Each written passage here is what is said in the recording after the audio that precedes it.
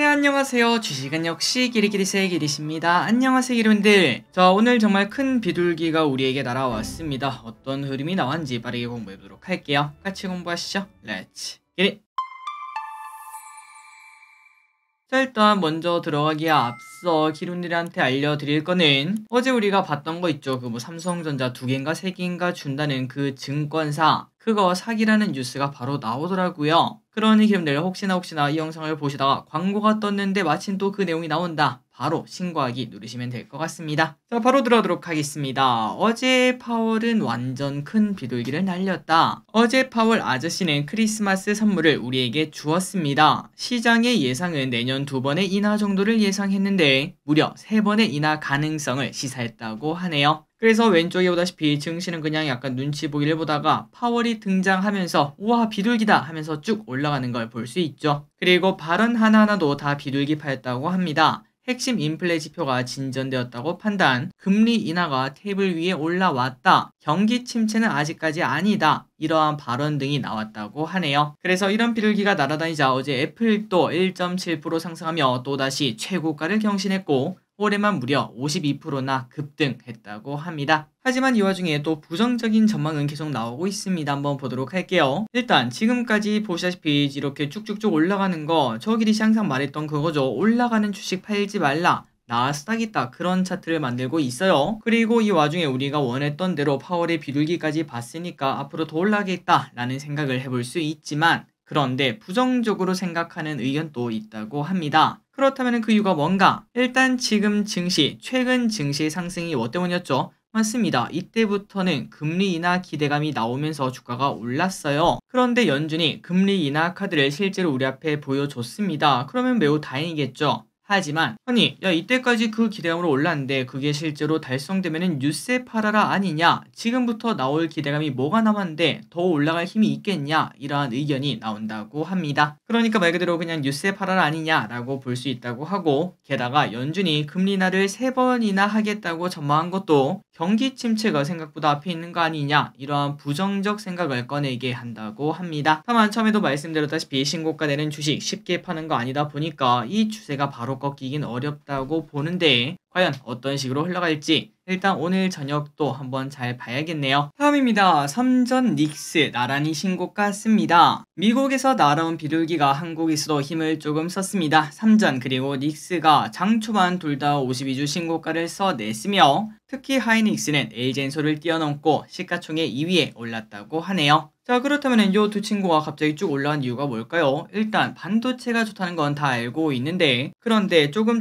걱정되었던 경기 둔화 가능성도 사라졌다 이런 얘기가 나오고 금리 인하까지 된다고 하면은 업황이 더 빨리 좋아질 수 있습니다. 그러니까 앞으로 실적이 더 좋아질 가능성 때문에 주가가 쭉 올랐다고 말을 해볼 수 있겠죠. 또한 오늘 환율이 22원이나 급락하며 외국인의 매수가 폭풍 들어온 것도 강한 주가의 이유 중 하나라고 합니다. 자, 과연 8만 천자까지 한 번에 갈 수 있을지 관심 있게 보도록 하고, 다만 오늘은 우리나라가 또 내만의 날 선물옵션 동시 만기일 아니었겠습니까? 그러자 마지막에는 쭉 빠지고 마무리가 된 거, 내일 다시 반등을 해줄 수 있을지 조금 지켜봐야 될 것 같습니다.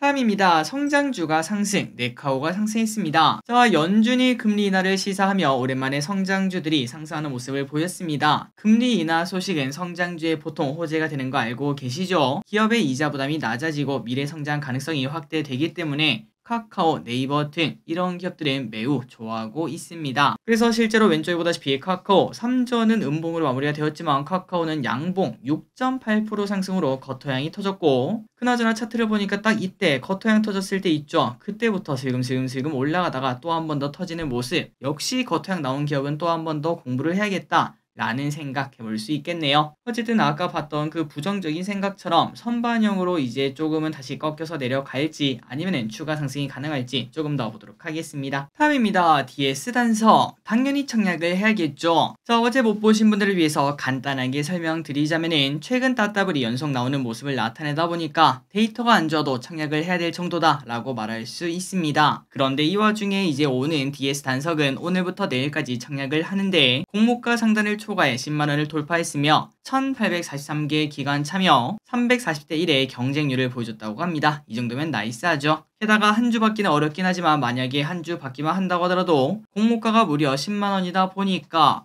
2배만 올라도 10만원의 수익 아니겠습니까? 물론 운이 너무 좋아야 한 주 받을 수 있는 거 이 부분은 조금 아쉽긴 하지만 그럼에도 가끔 저는 이런 거 있는 것도 괜찮은 것 같습니다. 어쨌든 여러분들 청약하신다면 꼭꼭꼭 한 주 이상 받길 진심으로 바랍니다. 다음입니다. 그런데 이 주식은 사지 마세요. 오늘 따따상의 주인공 LS 머티리얼즈가 무려 1.5조가 넘는 거래 대금이 터졌습니다. 진짜 엄청나다라고 말을 해볼 수 있는데요. 그런데 문제는 바로 이거죠. 20% 상승했다가 마이너스로 돌아섰다는 거, 큰 음봉이 박혀버리는 걸 볼 수 있습니다. 게다가 이것뿐만 아니라 블루엠텍, 따따블에 갔던 블루엠텍도 오늘 하한가에 가는 모습을 나타냈기 때문에 신규 상장주에 대해서 조금 주의를 해야 될 것 같은데요. 자, 개인적으로 저기를 쓴 신규 상장주 주가가 오르고 난 다음에 사는 거에 대해서는 저라면은 절대 안 산다 이렇게 말씀드리고 싶습니다. 그리고 그 근거는 두 개인데 일단 공모주 우리가 최근 3년간 맨날 보지 않았겠습니까? 그런데 그 친구들 전부 다 하나도 빠짐없이 일주일 넘게 뜨거운 경우는 우리가 찾아볼 수 없었고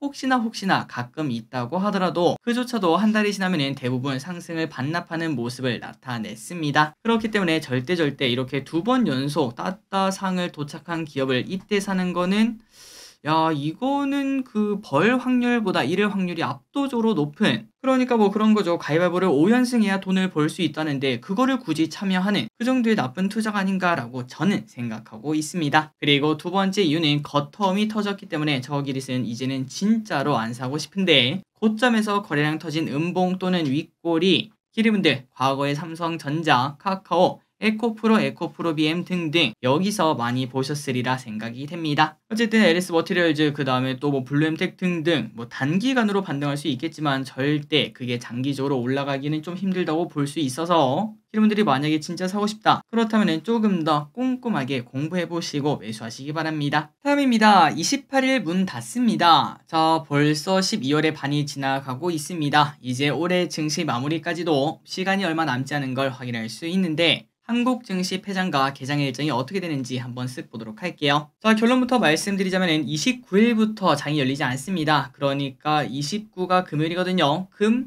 토, 일 이때부터는 우리 증시가 안 열린다고 생각하시면 되고요. 그 다음에 내년 1월 2일 그때 개장식이 열리기 때문에 오전 9시가 아니라 10시부터 개장된다는 거 참고하시기 바랍니다. 그러니까 결국은 금, 토, 일, 월 이렇게 4일 동안 쉰다고 생각하시면 되고 참고로 배당 받는 것도 이거 매우 중요하겠죠. 29일은 장이 열리지 않기 때문에 기름들이 배당을 받으려면은 26일까지는 매수를 해야 되고 배당 날일은 27일이 된다는 거 잊지 마시기 바랍니다. 그러니까 예를 들어 내가 뭐 삼성전자 배당을 받고 싶다. 그렇다면 26일 장 마감 6시 전까지는 매수를 해야 된다는 거 잊지 마시기 바래요.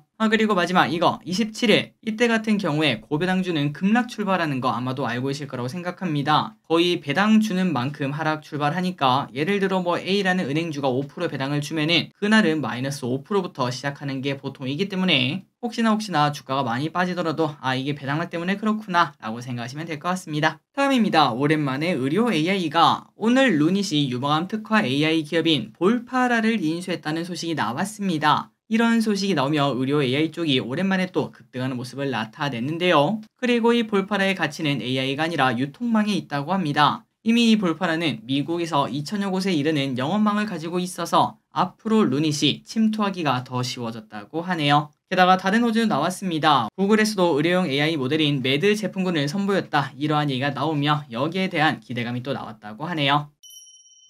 다음입니다. 아마존이 한국의 태양광 발전소를, 뭔가 아마존은 한국에 많이 짓는 걸 좋아하나 봅니다. 이번에는 아마존이 한국에 태양광 발전소를 짓는다고 하는데요. 최근에는 국내 클라우드 인프라에 7조를 투자한다고 했는데 이어서 태양광까지 들어오는 걸 확인할 수 있습니다. 자, 그렇다면 누구랑 같이 프로젝트 하나 봤더니 SKENS가 건설과 운영을 담당하게 된다고 하며, 그리고 이번 결정의 이유는 아마존은 100% 재생에너지로 전력을 공급하는 목표를 가지고 있다고 합니다. 그거를 위해서 진행한다고 하네요. 그래서 이런 소식이 나오자 오늘 HD 현대에너지솔루션 무려 17%나 급등하는 모습, 겉터양 확실하게 터트리는 모습 나타냈습니다. 다음입니다. 폐배터리 관련 이야기를 한번 보도록 하겠습니다. 오랜만에 폐배터리 관련주도 좋은 흐름을 나타냈네요. 자, 폐배터리가 오랜만에 상승하는 모습을 나타냈고 그 이유는 정부에서 폐배터리 관련 규제를 완화했다는 소식이 나왔습니다. 그리고 앞으로는 폐배터리 이 단어가 이제 솔직히 입에 붙긴 했는데 이러한 용어를 쓰지 않고 그 대신에 재사용 배터리, 재활용 배터리 이렇게 불리게 된다고 합니다. 그러니까 이때까지는 말 그대로 폐기물이라고 생각을 했던 그 배터리를 이제는 하나의 제품으로 인정하겠다 요렇게 해석할 수 있다고 하네요. 또한 배터리 보관 처리 가능 기간도 원래 30일밖에 안 됐는데 앞으로는 180일로 늘어나게 되는 그러한 호재도 있었다고 합니다. 자, 이러한 소식이 나오자 성일하이텍 무려 10%나 급등하는 모습 나타내는데 추가 상승 있을지 보도록 하겠습니다. 다음입니다. 삼성물산과 행동주의. 최근 들어 삼성물산 주가가 꽤나 의미있게 반등하고 있는데요. 대체 그 이유가 뭔가 봤더니 바로 이러한 이야기가 있었네요. 미국의 행동주의 펀드 화이트박스 어드바이저스가 삼성물산의 주가가 저평가되었다며 임원 보상체계 개선을 요구했다고 합니다. 지금 현재 화이트박스는 1억 달러 규모의 물산 주식을 보유하고 있는데 그들은 주가가 아직 순자산 가치보다 68%나 저평가되어 있다며 경영진의 보상구조 도입을 요구했다고 합니다. 그래서 이러한 영향이 나온 건지 최근 들어 주가가 조금 거래량 또 실리면서 올라가는 걸 확인할 수 있죠. 게다가 영국계 펀드 등 다른 펀드들도 삼성물산의 지배구조 개선 요구, 배당 상향 및 자사주 매입 등 이러한 요구를 하고 있다 보니까 앞으로도 주가가 더 올라가는 거 아니냐,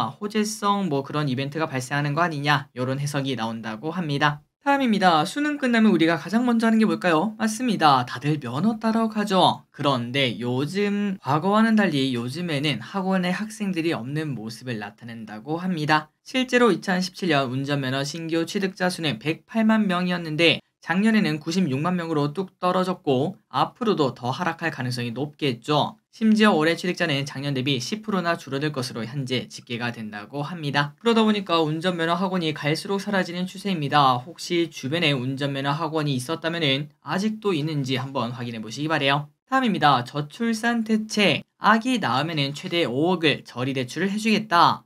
내년부터 신생아를 낳은 가구에 대해 신생아 특례 대출이 출시된다고 합니다. 혼인 여부와 관계없이 올해 출생아부터 적용이 되는데요. 대출 신청일 기준 2년 내 출산한 무주택 가구라면 시중은행보다 더 좋은 조건의 대출을 받을 수 있다고 합니다. 그렇다면 그 조건은 어떻게 되는가? 주택구입자금 대출의 경우 자산이 5억 600만 원 이하, 연소득 1억 3천만 원 이하일 경우에 9억 이하 주택에 대해서 최대 5억을 연 1.6에서 3.3% 금리를 대출받을 수 있다고 합니다. 혹시나 올해 아이를 낳으셨거나 아니면 이제 가질 계획이 있다면 이런 부분도 참고해 보시면 좋겠네요. 다음입니다. 유통기한 지난 맥주를 무료 교환해준다. 최근 한 유튜버가 유통기한 지난 술에 대해서 제조사에 연락하면 새 것으로 교환해준다 이러한 팁을 밝힌 바 있는데요. 그게 진짜인가 확인을 해봤더니 반은 맞고 반은 틀리다 이런 얘기가 나온다고 합니다. 그래서 도대체 뭐가 맞나 한번 보니까 술은 유통기한이 아니라 품질 유지 기한이 있고 이는 최상의 품질이 유지될 수 있는 기한을 말하는 것으로 기한이 지나도 유통이 가능하다고 합니다. 그래서 이러한 부분 때문에 하이트진로는 품질 유지 기한이 지난 제품에 대해서 회사로 연락하면 교환을 이루어준다고 하고 하지만 그 외의 주류 회사에서 판매하는 맥주는 교환을 해주지 않는다고 하니까 하이트진로 것만 가능하다는 거 참고하시면 될 것 같습니다.